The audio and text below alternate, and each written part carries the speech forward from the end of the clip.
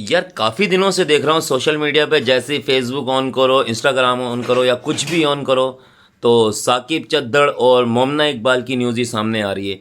जब देखो एक ही चीज़ है, वो उस पर इल्ज़ाम लगा रही है, वो उस पर इल्ज़ाम लगा रहा है। यार सबसे बड़ी बात यह है कि एक बात सोचने वाली है कि एक लड़की से एक एमपीए बोल रहा है कि मैंने इससे 80 लाख रुपए लेना है और उसके साथ साथ एक फॉर्च्यूनर गाड़ी भी लेनी है इससे, जो कि मेरे गिफ्ट से वो मुझे वापस करो। सोचने वाली सबसे पहली बात यह है कि ये गिफ्ट्स आखिर मोमिना इकबाल को इसने किस मद में दिए थे, और मोमिना इकबाल को अगर इसने किसी किसी भी मद में अगर ये गिफ्ट्स दिए थे तो मोमिना इकबाल ने ये गिफ्ट्स रिसीव क्यों करे थे।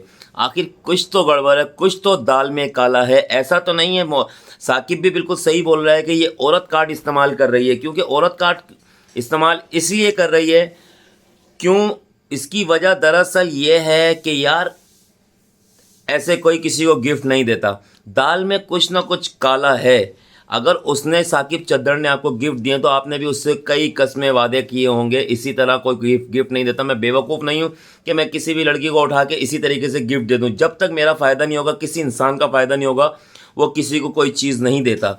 बाद में बीच में कोई इनकी बात ख़राब हुई या किसी और से मोमिना इकबाल को इश्क मोहब्बत हो गई तो मोमिना इकबाल ने साकिब चद्दड़ से जान छुड़ाने के लिए ये काम किया है।